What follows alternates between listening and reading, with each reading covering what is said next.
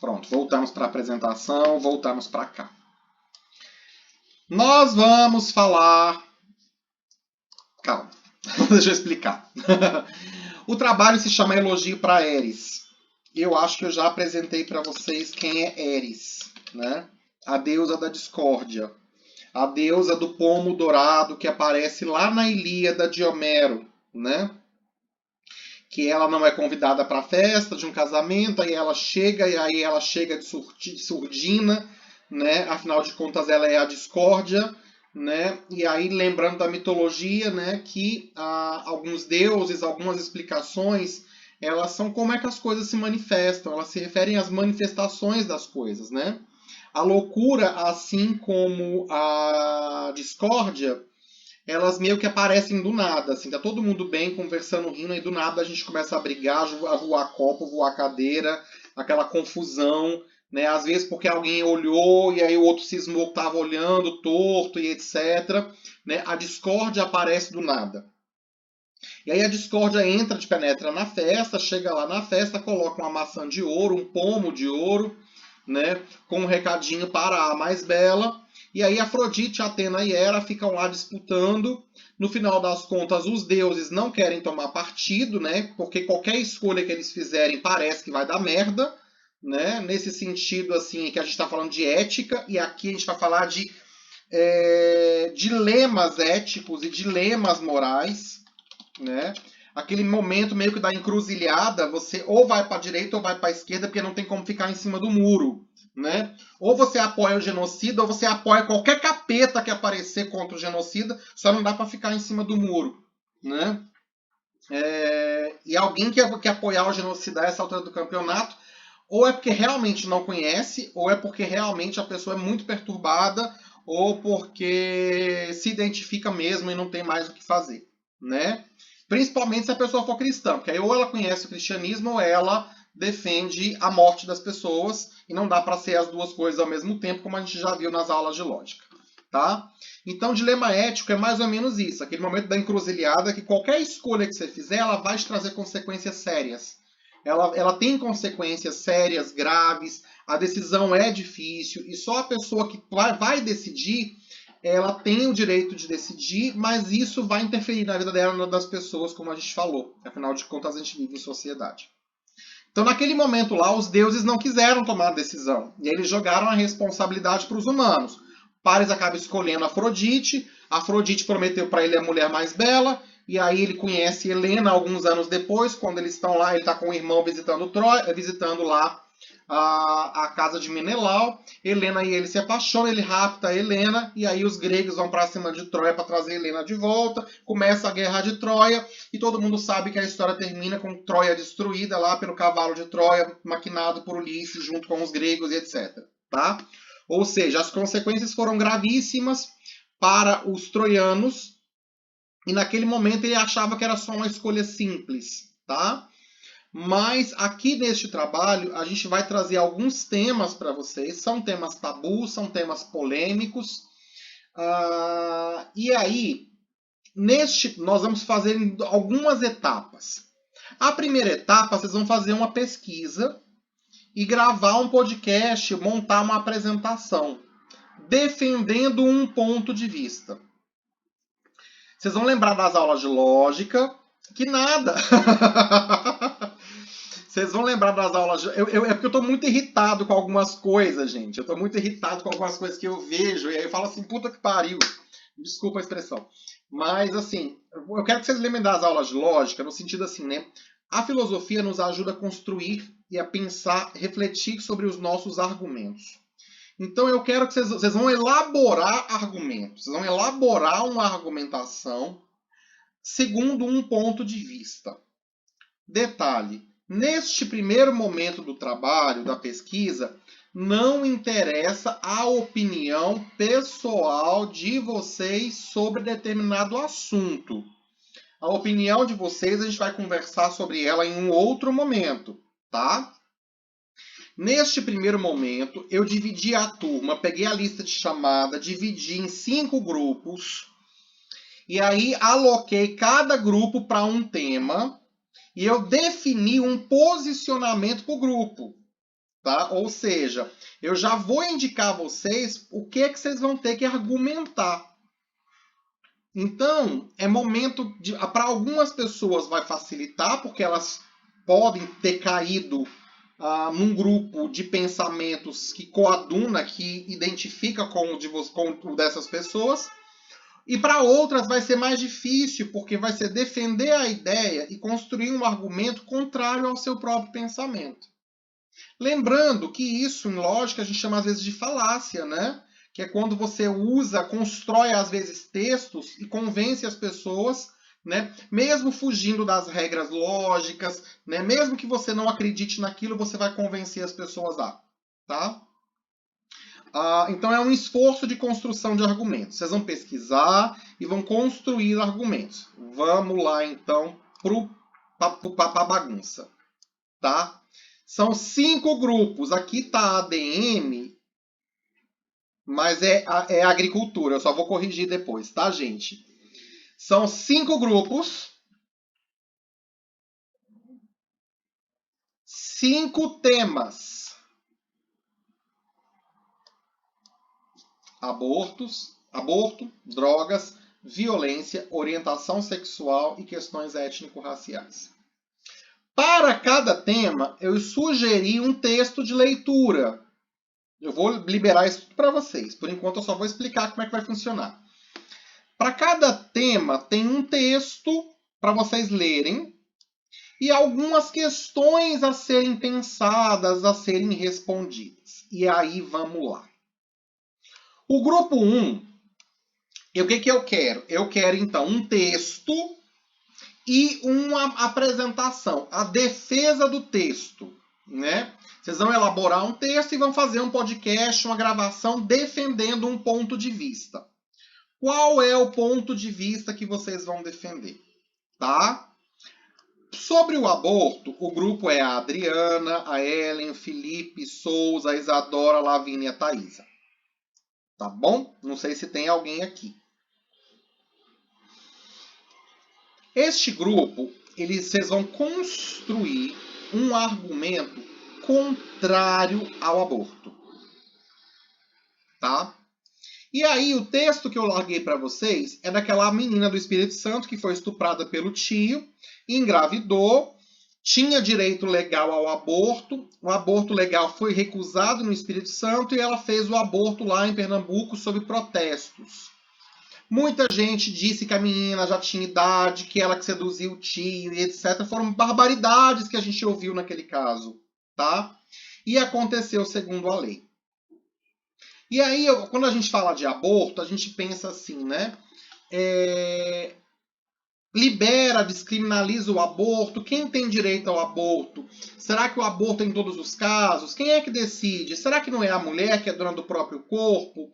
Né? Como é que a gente vai pensar quando é que começa a vida? Se a gente está tirando a vida, se não está? Né? O que a gente precisa levar em consideração quando a gente pensa em legalizar e descriminalizar o aborto ou mantê-lo de acordo com as regras? Ou a gente tem que proibir aborto de qualquer maneira e obrigar, uma vez que a mulher engravidou, tem que obrigar a mulher a ter os filhos, né? Como é que a gente pensa a respeito, tá? Aí, supondo, lá a Adriana e o Felipe, eles defendem o aborto. Eles acham que sim, as mulheres têm direito ao aborto.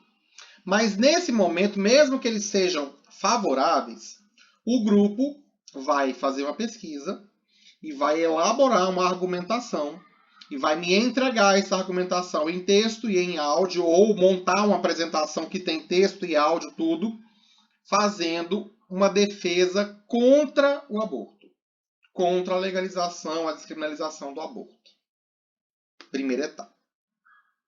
Segundo tema, drogas. A gente tem Alexia, Enzo, Gabriel, Jean, Lucas e Yuri. E aí as drogas, assim, a gente pensa, vou pegar aqui basicamente a maconha, no sentido de descriminaliza ou não descriminaliza.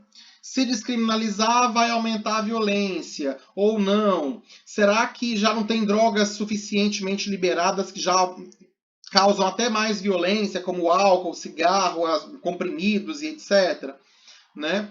Este grupo, vocês vão construir uma argumentação favorável à descriminalização da maconha, tá? Descriminalizar o uso da maconha, ou seja, deixar de ser crime que as pessoas possam usar maconha no Brasil, tá? Este grupo vai ser favorável. Ah, mas aí o Enzo é contrário. O Enzo acha que não tem que liberar porque maconha é coisa de bandido. Tudo bem, a gente respeita a opinião, mas neste momento o grupo vai construir um argumento defendendo, tá? Nós vamos fazer um esforço mental, é um esforço lógico, tá?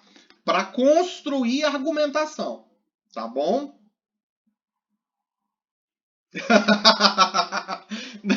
Não é assim agora, né? Depois nós vamos debater, lá na frente nós vamos debater e aí sim nós vamos poder posicionar as nossas opiniões e tal. Mas neste momento, olha, neste momento, eu quero que vocês entendam que vocês vão construir um argumento enquanto grupo, tá? Ana Caroline, Eric, Henrique, João Vitor e Luísa.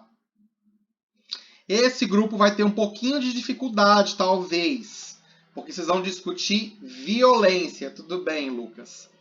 E aí, assim, o que é violência aqui? Né? Aliás, vocês vão ter facilidade, né? Porque vocês não são favoráveis, vocês são contrários, então não tem problema.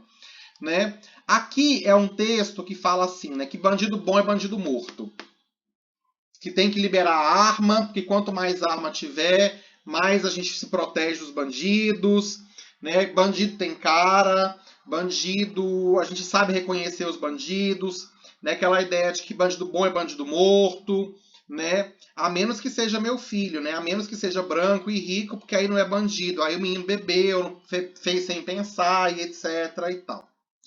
Aqui existe uma tese. Né?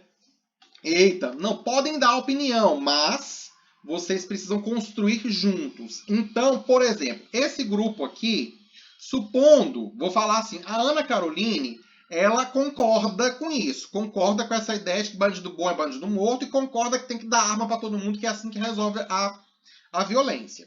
Tô só supondo, tá, Ana? Mas o grupo de vocês não concorda. O grupo de vocês vai defender uma tese contrária. Exatamente, olha, não existe esse negócio de bandido. Bandido não tem cara. Não é com arma que a gente resolve. Vocês vão construir um argumento para quebrar isso, tá? Que é o do grupo de vocês. O grupo 4 é o do Antônio, o do Felipe, Sorlo, Lian, Kailane e Matheus. Esse grupo aqui é o grupo da família tradicional brasileira, tá? Esse grupo aqui vai defender a ideia, né? Porque o texto que está aqui para vocês fala dos pai e filho que foram confundidos com casal gay e apanharam na rua por isso, né? E aí, assim, por que casal hétero pode manifestar carinho e casal LGBTQIA não pode, né? Qual o problema com do amor entre as pessoas, o afeto entre as pessoas LGBTQIA+, tá? E aí, assim, a ideia aqui é, existe liberdade sexual, existe liberdade de gênero, existe liberdade de amor. Mas esse grupo não concorda com isso. Esse grupo é o grupo da família tradicional brasileira, gente de bem, bolsominion, né? Homofóbico, preconceituoso, que acha que é pecado ser gay, pecado ser sapatão, tá? Esse grupo aqui vai falar não, porque dois homens se beijando vai influenciar as criancinhas e as criancinhas vão traumatizar, tá? Então esse grupo, né? Eles vão defender essa ideia de que de fato, né? Até que essas pessoas tinham até razão ao bater no pai e no filho, porque absurdo é esse, dois homens se abraçando no meio da rua, tá?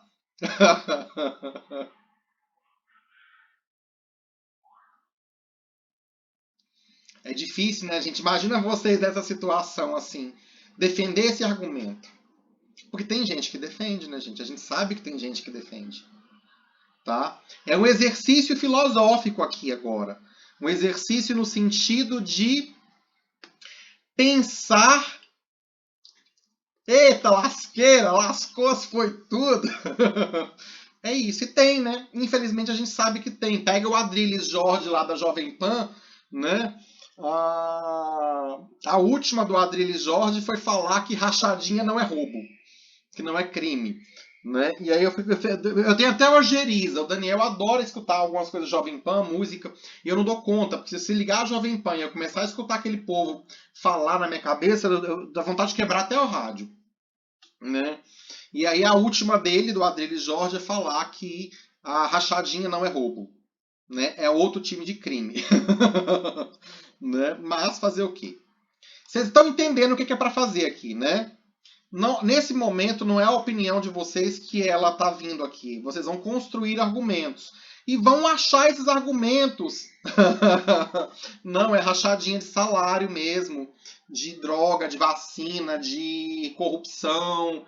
É rachadinha de extra. É o dinheiro que era para vir para a educação e para a saúde e foi parar em algum outro lugar que a gente não sabe. Talvez comprando leite condensado. Alguma coisa desse tipo. Né? Ou mansão no Lago Sul, em Brasília, né? Picanha de R$ 1.000 o quilo, e por aí vai.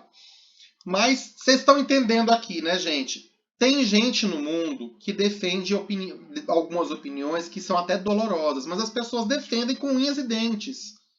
Então, se por acaso vocês forem favoráveis a um tipo de argumentação dessa, né, é isso que vocês vão construir. Uma argumentação dessa, por mais que ela seja maluca.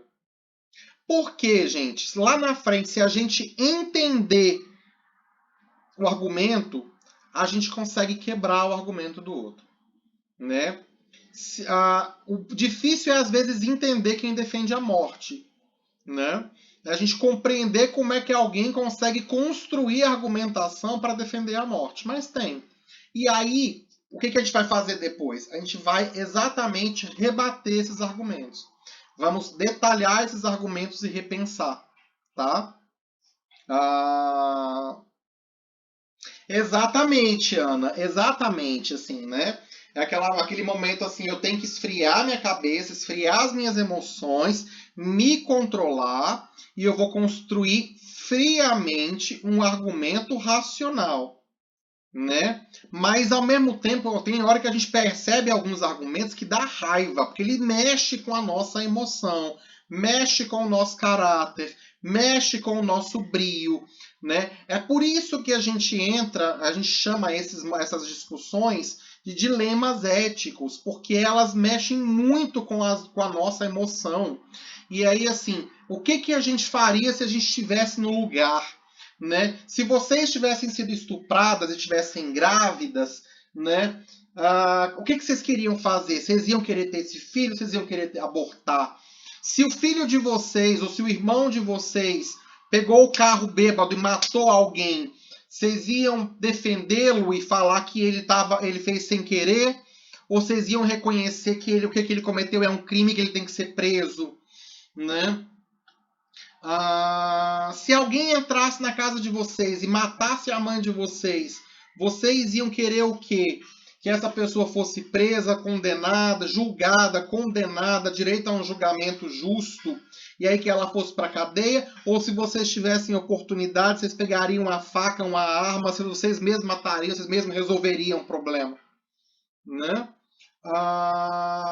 Se vocês fossem gays, ou se fossem lésbicas, ou bissexuais, ou fossem transgêneros, ou alguém da família de vocês, algum amigo de vocês fosse, e apanhasse na rua por isso, né? Como é que vocês iam fazer? Se vocês estivessem junto e aí tá vendo alguém apanhando por ser quem é, por ser LGBTQIA+, né? Vocês iam fingir que não estão fazendo nada ou iam correr o risco de apanhar também para defender essa pessoa, né? E aí, pensando no último grupo, assim, né? Você vê um negro sendo humilhado por ser negro, por ser preto. Como é que você faz? Você se levanta em defesa ou já que não é com você, você não tem nada com isso? O último grupo, que é o grupo da Clara, do Felipe Litig, da Yasmin, da Cássia, do Nicolas, é favorável, tá? E aí eu vou botar mais lenha na fogueira. Aqui, apesar da palavra ser contrário e favorável, né? Aqui é assim, esse grupo vai falar assim, gente, não existe preconceito no Brasil, não, isso é mimimi.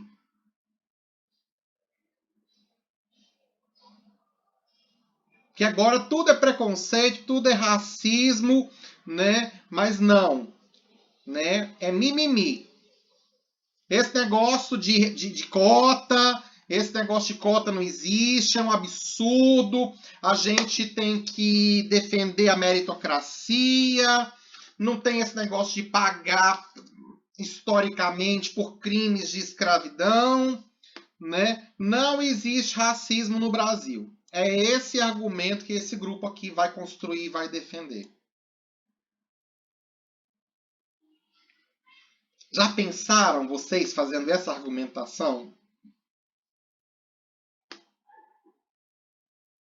Ia ser o contrário, mas para botar fogo na lenha na fogueira, né?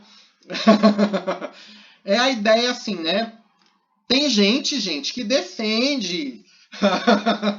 Não, é para botar fogo Tá frio, gente, a gente tem que esquentar, né? Tem gente que realmente acha isso e defende isso. Quando a gente se pergunta, por exemplo, como é que esse presidente atual foi eleito, tem uma série de fatores, mas o principal fator é porque teve um monte de gente que se identificou com ele. Tem um monte de gente que pensa exatamente o que ele pensa, né? Que é preconceituoso, que é racista, que é homofóbico, que é patriarcal, que acha que mulher tem que ganhar menos, que acha que preto não tem que estar andando de avião, que pobre não tem que estar tirando férias, né? Que pobre tem mais é que morrer mesmo, né? É uma escolha deliberada, no sentido, é melhor não comprar vacina, porque aí morre mais pobre, e os pobres que sobrar, com essa pandemia toda, a gente emprega eles ganhando menos. Tem gente, muita gente, por sinal, que pensa exatamente desse jeito. E o pior de tudo, um monte de gente que acha que são família tradicional brasileira. É exatamente isso. Você acaba com a pobreza matando os pobres. E os pobres que sobraram, você paga meio salário mínimo para eles e fala: não quer não? Tem quem quer, né? E aí a família tradicional brasileira, religiosa, de gente de bem que se diz cristã, né, que fala que professores como eu são doutrinadores, são de esquerda, são comunistas, que a gente vai comer as criancinhas, que as crianças estão sendo. Que o cristianismo está sendo destruído por uma ideologia de gênero e etc. e tal. Essas pessoas que falam que são cristãs defendem o genocida, né? Ou elas não sabem o que é o cristianismo, ou elas não sabem o que é genocídio. Né? De duas, uma. Ou realmente elas sabem, não estão nem aí, porque elas querem mais serem brancas elitistas no seu direito, né, de entrar para a universidade depois que fez um vestibular e não ter que encontrar pobre, preto, viado dentro das universidades. Né? É disso que muita gente tem saudade, de ir para o avião, né, de ir para o aeroporto e não encontrar pobre lá no avião. Né, de entrar na universidade e não encontrar preto, pobre, mulher, feminista, gay, viado, sapatão dentro das universidades. Né? Como se essas pessoas nunca tivessem existido na vida. Tá? Entender a argumentação dessas pessoas nos ajuda a pensar e refletir sobre algumas questões éticas e tomar alguns posicionamentos, tomar algumas decisões, né? Do tipo, o que eu vou defender, né? Se acontecesse comigo, ou se acontecesse na minha família, com os meus amigos, como é que eu me posicionaria? E como é que eu ia justificar a minha posição? Porque, por enquanto, a gente fica no campo da imaginação, no campo de pensar a situação a partir de outros casos. Aconteceu com outras pessoas. Mas e se acontecesse com a gente? Como é que a gente iria se comportar? tá? Isso é dilema ético, né? Tem um exemplo bem clássico, eu vou disponibilizar para vocês o videozinho.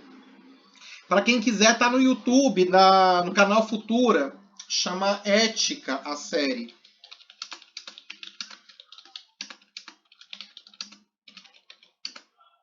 Com o professor Renato Janine Ribeiro, tá? O primeiro episódio, apesar de já ser um pouco mais antigo, ele usa algumas novelas, alguns programas de televisão da época para exemplificar. E aí tem uma novela, não sei se vocês vão lembrar, que é Pecado Capital, que o Carlão é um motorista de táxi, e aí o pai dele está doente, e ele precisa de dinheiro e não tem dinheiro para tratar o pai. E aí ele faz uma corrida de táxi e o cliente esquece uma mala cheia de dinheiro dentro do táxi. Né? E ele não sabe quem é o cliente, etc. e tal. E aí ele tem aquela. Ele se vê numa encruzilhada. Né? Ele achou uma bolada de dinheiro. O pai dele está doente. O que ele faz? Ele vai procurar o dono do dinheiro ou ele vai usar o dinheiro para cuidar do pai? Né? Se vocês achassem uma carteira na rua, né? E aí tem aquelas opções, né? A carteira veio sem identificação, tá cheia de dinheiro. Ou a carteira veio com um documento, com algum cartão, o nome de uma pessoa. Vocês devolvem, não devolvem, gastam dinheiro, né? Todo mundo devolve, professor. Será que devolve? E de repente você está aí precisando de dinheiro, você está com uma conta atrasada, e aí você achou aquela carteira e você fala, nossa, meu anjo da guarda me ajudou. E o anjo da guarda de quem perdeu estava dormindo. E agora? O que a gente faz nesses momentos? Como é que a gente vai agir? Né? O Carlão resolveu usar o dinheiro com o pai e com si mesmo. No final das contas, ele acaba morrendo por causa disso, né? Dessa escolha dele, porque o dinheiro era de um bandido. Né? E aí, as nossas escolhas, elas têm repercussão. Por exemplo, durante muito tempo, vou falar da minha vida, por exemplo, só vou dar um exemplo para vocês. Durante algum tempo, eu já sabia que eu era homossexual.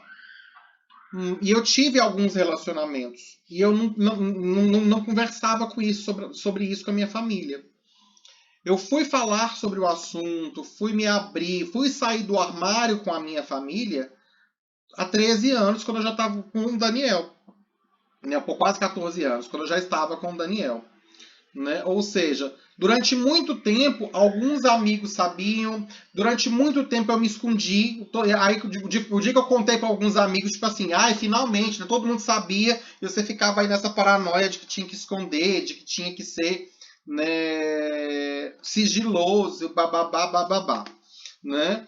E aí, quando conta para a mãe eu já desconfiava, já sabia, né? Mas não sabia falar sobre o assunto, né? Pro meu pai foi uma surpresa grande, tipo assim, para minha mãe no final também, porque por mais que eles admitissem, tivessem ideia, eles desconfiassem, eles não queriam admitir aquilo, porque era muito diferente do que ele achava como correto, do que ele acreditava. E aí, assim, meu pai se culpou por um tempo porque ele achava que foi uma questão de educação, né? Então teve um monte de ideias de culpa e etc. E aí eu fico pensando quantas pessoas, né, que, tipo assim, morrem de vontade de sair do armário e tem medo. Não saem porque, se sair, será que o meu pai vai me aceitar? Será que vão me expulsar de casa? Será que eu vou apanhar na rua? Né? Então, assim, aquela pessoa que eu queria muito ser eu mesmo, mas ser si mesmo, em alguns lugares, em alguns momentos, é mais perigoso do que fingir. Né? E aí vocês imaginam a dor de uma pessoa que precisa fingir para sobreviver. Olha que escolha difícil. Eu preciso fingir ser o que eu não sou, porque se eu mostrar, meu pai pode me expulsar de casa, eu posso apanhar na rua, né? E aí o que vai fazer? Essa é a realidade da maioria das pessoas trans, principalmente no Brasil. Né, que é o país que ainda mais mata pessoas trans, né, e LGBTQIA+, como um todo. Né? E tem gente que fala que é escolha. A única escolha que você faz é neste momento, na minha opinião. se você resolve escancarar o armário ou não. Se você escolhe, se você mostra quem você é, ou se você finge ser outra pessoa, porque é mais perigoso você se mostrar do que você fingir.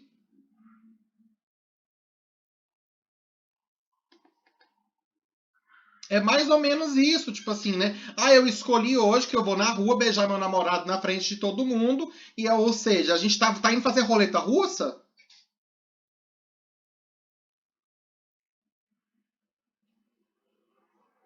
Ah, hoje eu acordei com vontade de me travestir, então eu vou colocar uma maquiagem, vou colocar um salto alto e vou sair na rua pra morrer.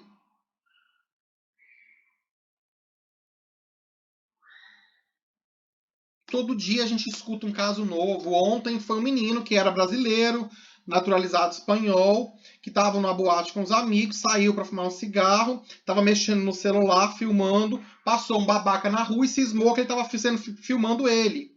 Né? O babaca foi lá, bateu, não ficou satisfeito, chamou mais um bando de amigos, foi lá e espancaram a menina até a morte. Aí eu e o Daniel conversando ontem, isso aconteceu na Espanha. A Espanha que é um dos países mais gay-friendly do mundo, mais avançados nos direitos LGBTQIA+, aconteceu isso. Imagina o Brasil, do jeito que toda hora a gente recebe a notícia de que tem alguém morrendo por ser quem é, que a polícia atira no preto e depois vai lá perguntar o nome, perguntar se ele fez alguma coisa.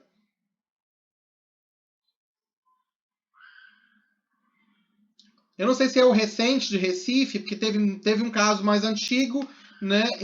E teve um essa semana, se eu não me engano, de mais uma travesti que foi morta lá em Pernambuco. Né? Isso acontece o dia todo. Então, assim, será que as pessoas acham que é escolha, né?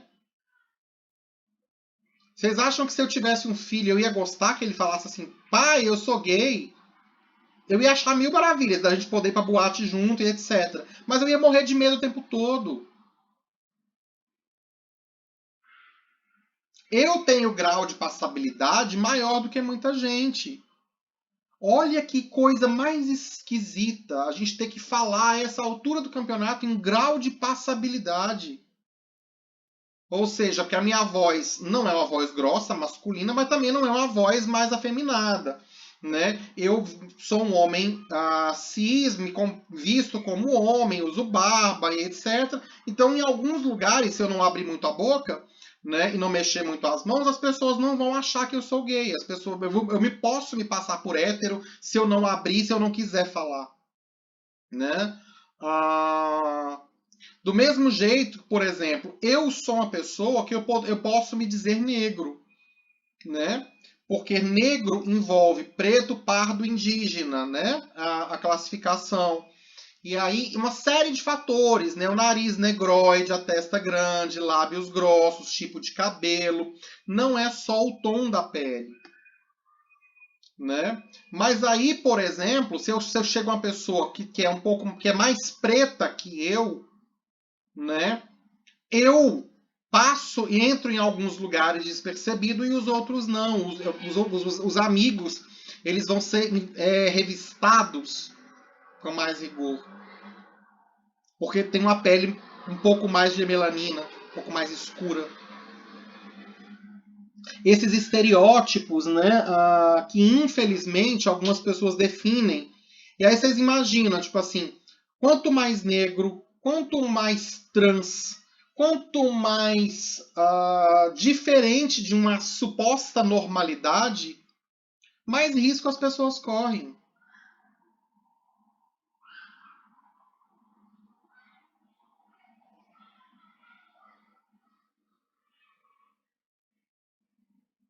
Então a gente tem que fingir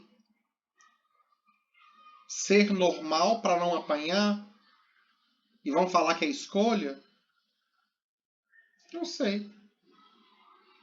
Esse trabalho é para a gente pensar, tá? O trabalho ele é para a última semana de julho. Então, se eu não me engano, é dia 25 de julho. É o prazo para vocês entregarem. Eu vou colocar as regras tudo bonitinho, os textos, material, as orientações, todas no AVA. Vou atualizar o AVA essa semana sem falta para todo mundo.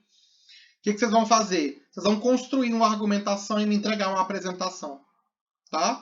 E aí, quando a gente voltar das férias, aí sim a gente vai debater os argumentos que vocês construíram e vamos construir argumentos para dialogar, para tentar desconstruir esses argumentos. A gente vai debater essas questões e aí a gente começa, então, a entrar conceitualmente, né, na história da filosofia para entender alguns pontos de vista éticos, políticos, de educação e tal sobre essas questões. Tá bem? Gente, bom resto de semana para vocês. Fiquem bem. Ai, ai.